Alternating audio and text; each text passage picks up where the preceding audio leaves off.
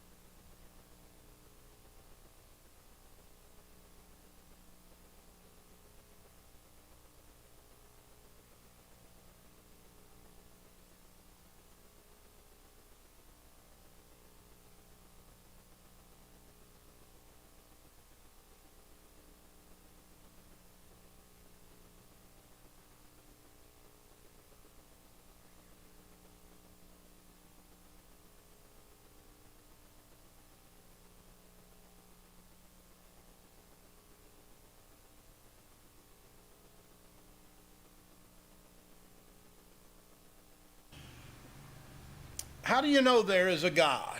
That question really we've asked and we've answered. We previously argued that the resurrection of Jesus is an argument for God's existence. It also shows Jesus to be the Son of God, which is vital to our overall understanding of evidences. And as in last week's lesson, in lessons previous, and in tonight's lesson, and at any time we are talking to people, ultimately what we are trying to lead them to is Jesus Christ. First recognizing there is a God, and now when people come to that understanding, realizing that Jesus Christ was the Son of God. But there are other supporting arguments to be made. In the last lesson, we took a quick look at the cosmological argument for God's existence. Would someone like to restate the cosmological argument? Let me just ask this. Cosmos means what? The universe. So what's the cosmological argument that was studied last week? Okay, that it had a beginning. There was a beginning. And the logical reasoning for its beginning is God. The fact that the universe had a beginning and that there must be an explanation for the universe's continued existence are both strong pointers to the existence of one who made it all and sustains it all. But this is not the only argument from nature that helps us understand that there is a God. Now we try to briefly consider design in the universe. This is called the teleological argument. Design, that's what we're talking about tonight. We can look at the design of the universe or the design of anything, and what we have to conclude is there was a designer. Read Psalm 19, 1 through 6 again. The heavens declare the glory of God, and the firmament shows his handiwork. Day unto day utters speech, and night unto night reveals knowledge. There is no speech nor language where their voice is not heard. Their line has gone out through all the earth, and their words to the end of the world.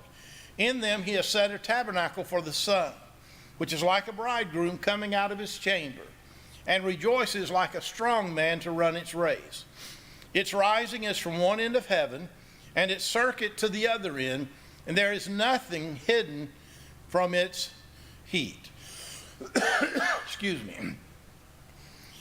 The question is raised, how do you think that the heavens declare God's glory?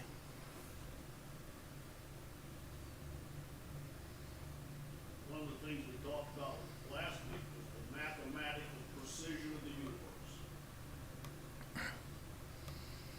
What is the likelihood of that happening by chance when you just consider the mathematical aspect? I mean, it's just, it is virtually impossible. Here's what I put. The heavens speak a language that everybody understands, and they reveal knowledge demonstrating God and His power. It doesn't matter where a person lives on this earth, what language the person speaks, everyone can look at the heavens and they can see the glory of God and the knowledge that is revealed from the heavens. Job 38, 1 through 7. Then the Lord answered Job out of the whirlwind and said, "Who is this who darkens counsel by words without knowledge? Now prepare yourself like a man. I will question you, and you shall answer me. Where were you when I laid the foundations of the earth?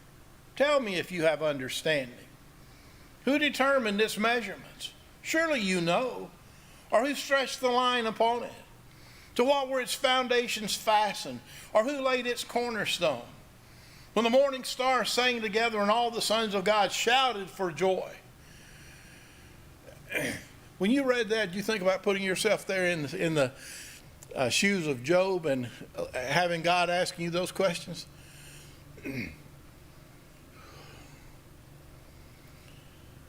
How much do you think we know about God's creation?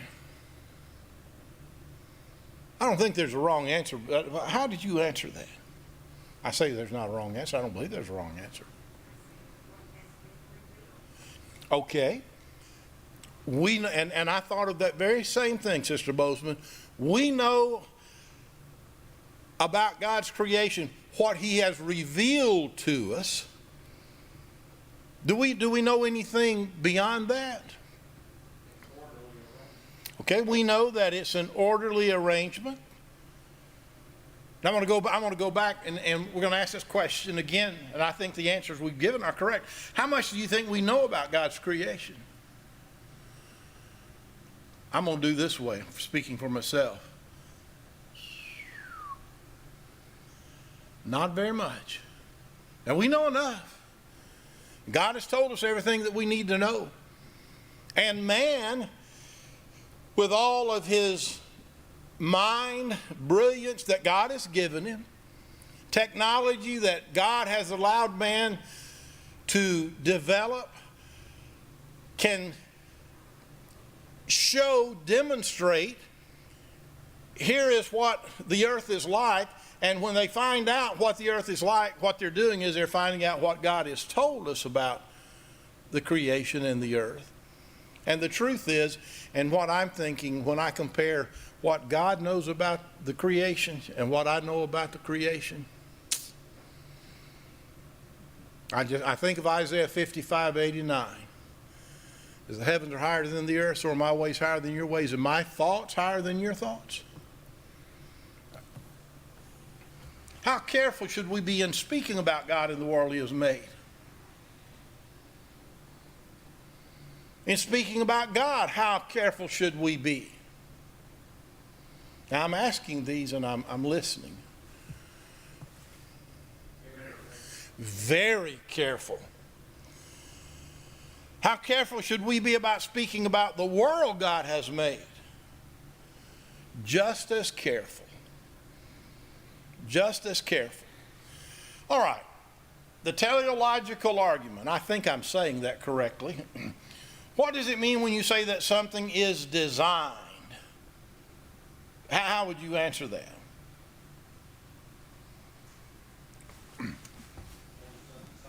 Thank you. Here's a design. What do we know happens when there's something that's designed? There's somebody behind it who is designing it. It didn't just happen. How can you tell when something has been designed? Okay, I heard somebody say something. Okay. It has working parts. I've just put it this way. It has specified complexity. That's right. If it's been designed properly, then it's going to do what the designer intended it to do. It has specified complexity, just like this thing here, and just like a lot of other things. The word teleological has to do with design, direction, goals, and purpose in the universe. Does the universe show signs of design? Absolutely. If so, does this imply that there's the designer who made it all? Absolutely. This basic argument has been made for many centuries now. A man named William, I don't know if that's Paley or Pally, A.D. 1743 to 1805, popularized the argument by drawing an analogy from a watch. A watch shows design, and the only way that it could work is if there was a watchmaker. Years ago, I'd pull out my watch and show you. I don't even have I don't even wear a watch because I've got this. But a watch is a good analogy to show design. No one would pick up a watch and think that it just came out of nowhere or even slowly evolved over a long period of time. Its parts are designed to work together, and the only reasonable explanation for it is that someone made it. Now, if we can understand that with a watch or a car or a computer, how much more should we be able to understand the principle when it comes to the universe, to human life, and even to the DNA of our bodies, all of which are more complex than a watch? This is the basic argument. Design implies a designer. That is a reasonable principle that we understand with most objects we use. I want to stop there for just a second. That is a reasonable, that's the argument that is used for everything else. I don't know of anybody who thinks that a car that you get in and it works properly just happened. Or anything else. We understand that is reasonable. What makes you think that a watch, computer, or car is designed?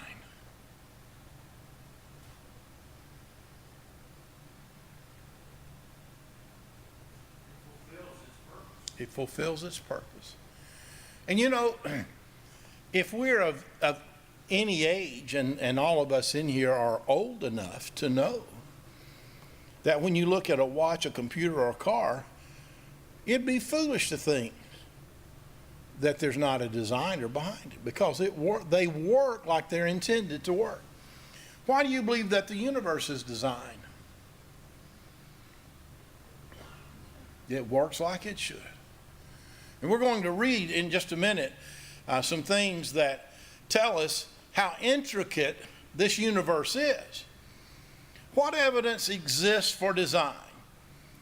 The evidence for this argument can be called fine-tuning. That is, the conditions for life and even the basic structure of this universe are so exact that it would be impossible for it to have happened by mere chance.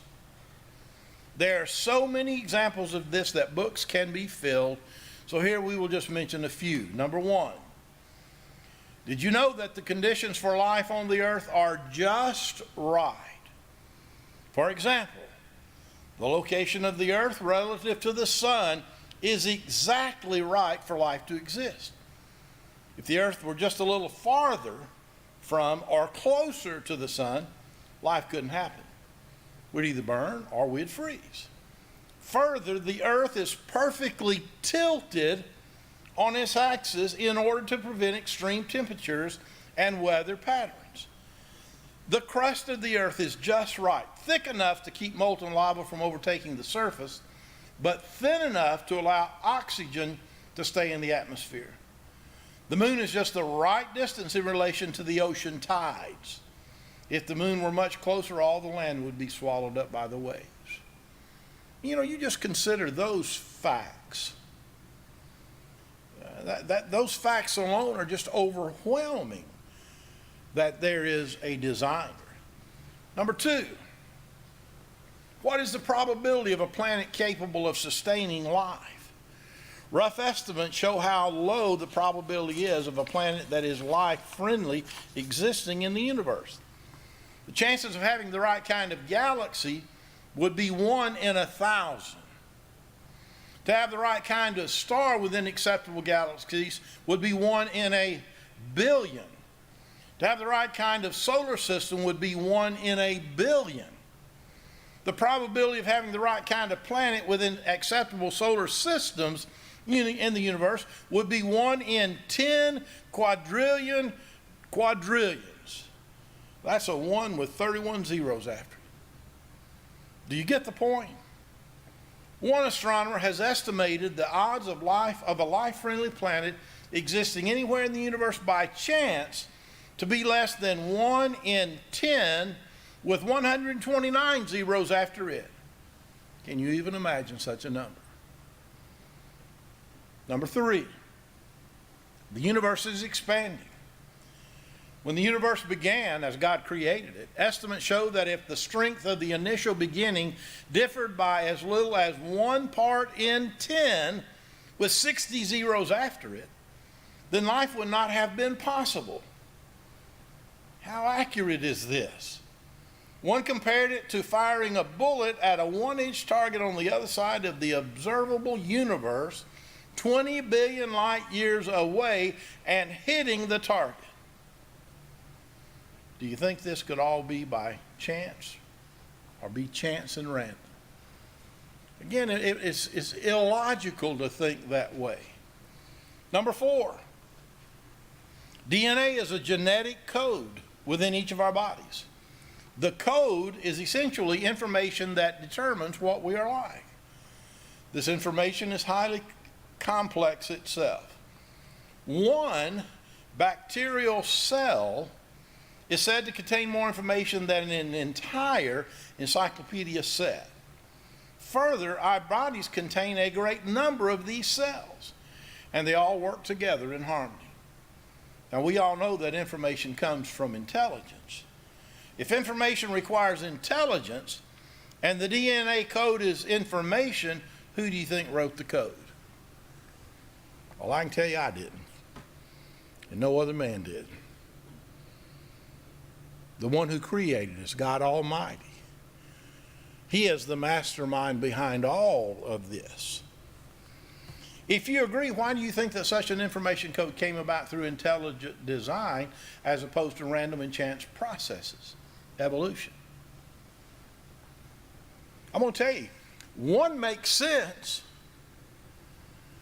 and the truth is the other does not make sense.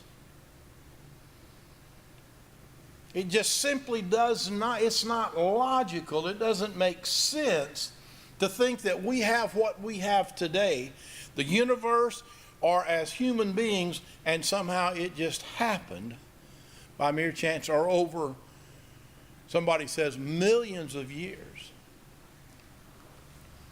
If you disagree, how could someone explain all of this by mere chance? I don't know. Is it not difficult to imagine that such a world like this could have existed unless it was actually created and designed for just such a purpose as life? The intelligent design theory. Over the last several years, another form of the teleological argument has begun to take shape. This is known as the intelligent design theory. This form of the argument is based even more upon scientific principles. The scientists who are making this argument are pointing to science and saying that the evidence indicates that intelligence was necessary to make the various features of life. Basically, these scientists are arguing that Darwinism, the general theory of evolution, does not adequately explain the variations among living organisms, and that Darwinism is so entangled with naturalism, the only thing that exists is nature, God has no place in explaining this world, that it is closed to the possibility that intelligence had anything to do with life in this world. Now reread that last sentence and see if you can explain it in different words.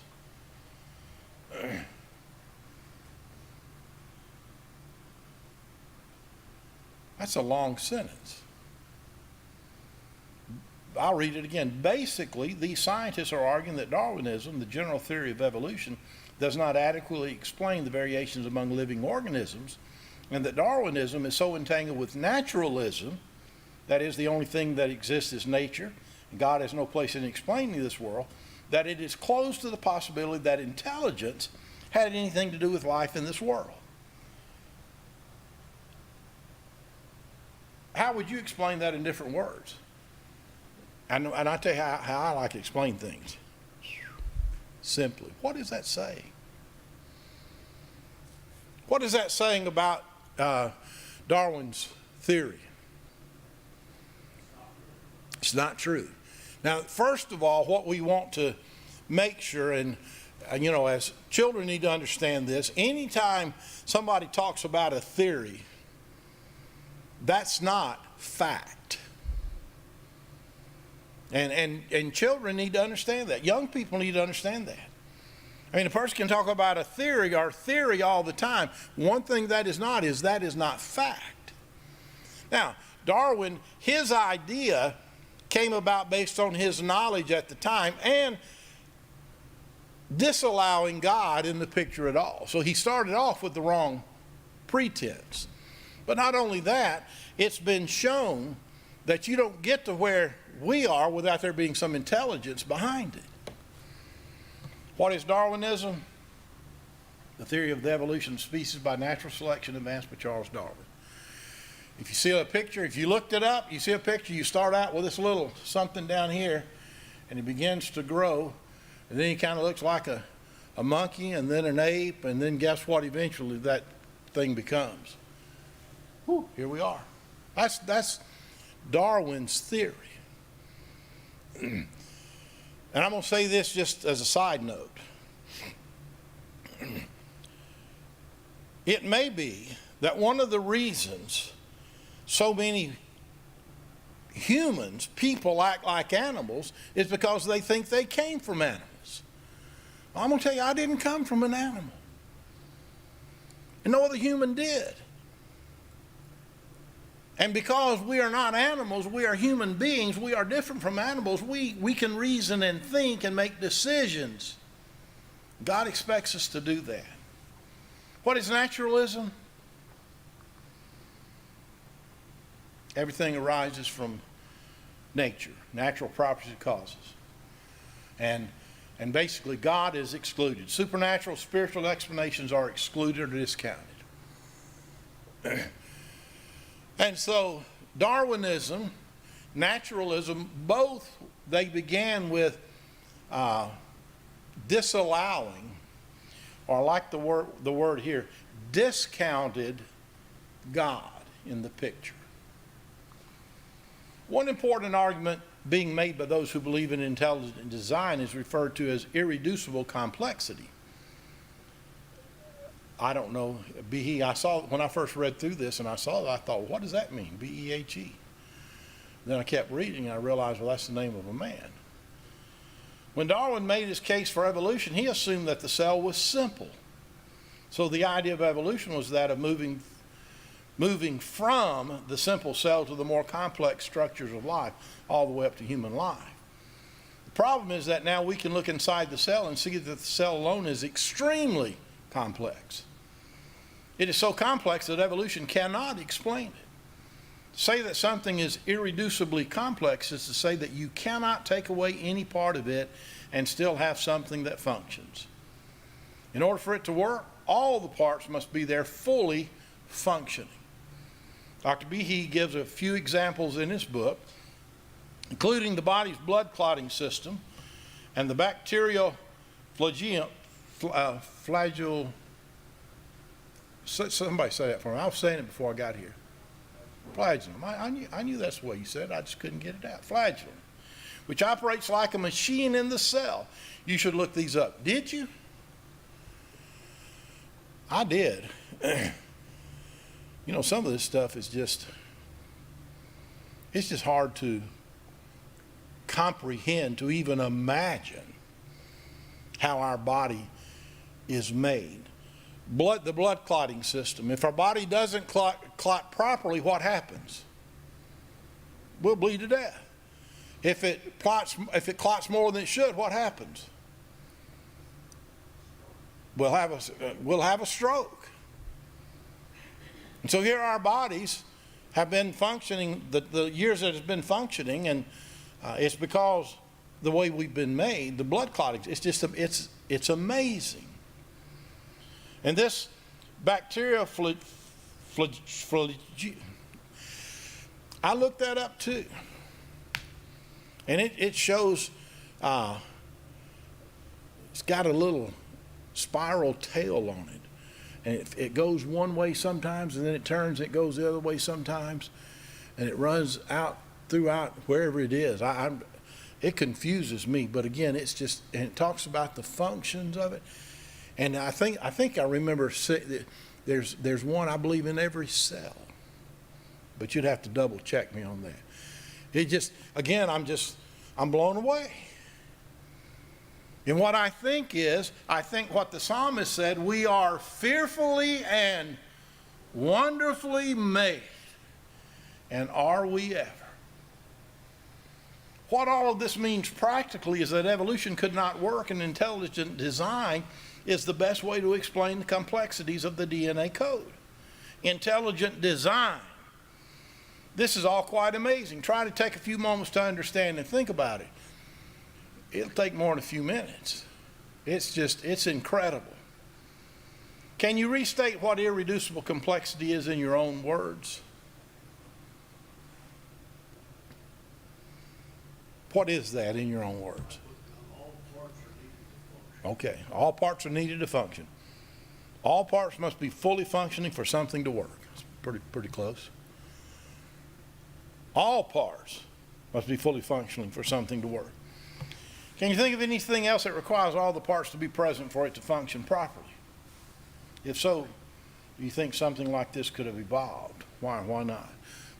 What other things require that the parts be present for it to function properly? I have a lawnmower at the house. It's not running. And I've done a little investigating, and it sounds like it's a carburetor problem. Now, I'm telling you all this, I don't want you to think I know what I'm talking about, because I've just read about it. And what I'm understanding is you could get just a wee little piece of something, and this pin that goes up in your carburetor's got a little bitty hole, and if it gets stuffed up, it just won't run. And I mean, the hole is so tiny, but if it's not functioning right, that lawnmower's not running. I think about a car. I think about so many things. Do you think something like this could have evolved? And I don't mean this disrespectfully, and I'm not trying to be funny, but I'm thinking, I'm not the smartest person on the face of the earth, but I'm smarter than that. To think that things like this somehow just happen, that the universe just evolved. We are where we are because of evolution. It makes absolutely no sense. What do you think this says about the necessity of intelligence in making something so complex? It just goes without saying. What about your own intelligence? Let's reason through something important together. Can you think? If you can read and understand this, then obviously you can. Now, do you believe that thinking takes intelligence? If so, where do you believe that your ability to think comes from? Do you believe that your ability to think comes from something non-intelligent or someone intelligent? I guess it depends on how intelligent you are. It shouldn't. Evolutionists have a problem. They believe that everything evolved without any intelligent help. If that is so, then our brains evolved, and the activity that makes up our thinking also evolved without intelligent help. Do you see the problem here? They believe they have intelligence, but that their intelligence came from non-intelligent chance. If this is the case, then how do they know that they can reason and think correctly? It's a good question. The only way we can know that we can think correctly is if someone intelligent made us with this ability. For the evolutionists, this is what we might call the mind problem. Evolution can explain the abilities of the mind, but but evolution cannot explain the abilities of the mind, but intelligent design can. The same limitations. Before I read this, what is he talking about? The same limitations as what? When you look at the cosmological argument, what it does is it shows that there surely is a God, but that's not where we want to get finally, is it? I mean, we need to know that, but we have to go beyond that. The teleological and intelligent design argument suffer from the same limitations as the cosmological argument. It can take people to the point of acknowledging there is a God, but will not by itself get someone to Jesus Christ. There are many people in the world who are theists, that is, they believe in God, but who do not accept Jesus Christ. So our job is not done when we persuade someone to acknowledge that there is a God. We will still need to come back to the resurrection of Jesus. The issue of intelligent design is important. This is a key issue that defines one major difference between a naturalistic evolutionist and a believer in God. We believe that intelligent design is necessary to explain the complex features of this universe, the earth, and even our own bodies and brains. Chance is not a good explanation for intelligence. The best explanation for intelligent design is God. Here are 10 different words that we read about, and I think we've talked about all of them tonight in our class that we are to define. Cosmological has to do with the origin of the universe and order in the universe. Teleological has to do with design, direction, goals, and purpose in the universe. Intelligent, having or showing intelligence, especially of a high level. And again, that's what separates human beings from animals. You can find some animals, and they have some reasoning power. You can teach them certain things, but humans function at a very high level of intelligence. I'm going to add this. That's because that's the way God made us. That's the way God created us. Design. To create, fashion, execute, or construct according to plan, to devise or contrive. Analogy, a comparison between two things, typically for the purpose of explanation or clarification. What was the analogy in this lesson that I don't have anymore? It was a watch, showing design. Darwinism, the theory of the evolution of species by natural selection advanced by Charles Darwin. Naturalism, belief that everything arises from natural properties and causes, and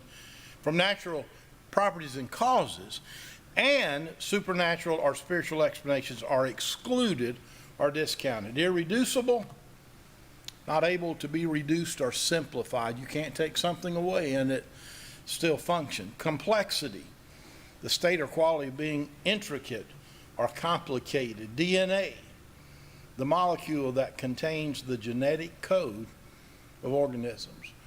And I know we're aware of this, but through research and development over the years, and this DNA testing, a lot of things can be proven or disproven. There was a gentleman, I forget how many years, maybe 30-something years he had served in prison for a crime of which he had been convicted, and through DNA testing, they realized he wasn't the man. B uses a mousetrap as an example of something that is irreducibly complex. Think of the various components of the mousetrap. I meant to have brought one. The platform, the holding bar, the spring, the catch, the hammer. Perhaps try to draw one. Can you remove any of these parts and still have a functioning piece of equipment? Can't do it. It takes all of it in order for that mousetrap to work. The mousetrap, I was going to say it's a very simple design, but really it's pretty, there's intelligence behind that design. I like this. What came first, the chicken or the egg? We used to do that as children, and I thought, well, why couldn't anybody answer that? Do y'all ever have any trouble figuring out what came first, the chicken or the egg? I mean, I remember as a child, we'd be, what do you have to have before you can get an egg? You have to have a chicken. So it means that somebody had to create a chicken. The chicken had to be here somehow.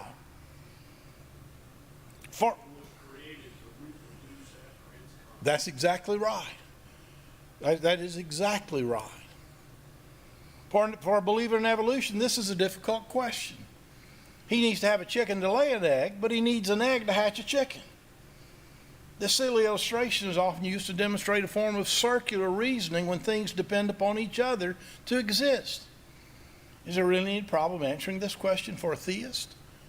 Well, no. If you go to a state park and hike some of the trails, you will not always be able to see a well-worn path to follow. To help you, the rangers may mark some of the trees along the path with paint. Rocky areas without trees may be marked with a stack of 3 stones left piled on top of each other. Why do 3 rocks in a pile or a paint spot make good trail markers?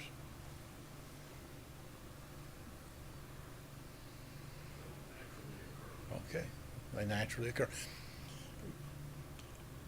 We did a little hiking last week, and I wish I'd known this before we got out there in the woods. I didn't go very far, by the way. Do you know that even something we perceive as random can show intelligent purpose?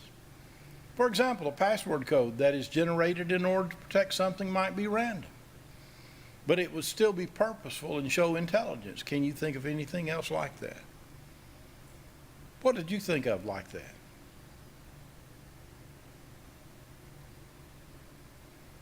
Something that we might perceive random.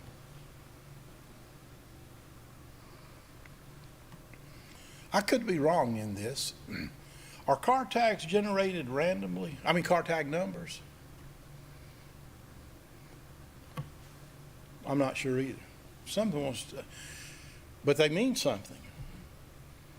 They can look at all those letters and numbers and whatnot and look in their files, and if one of those are attached to my vehicle, they know I own that vehicle.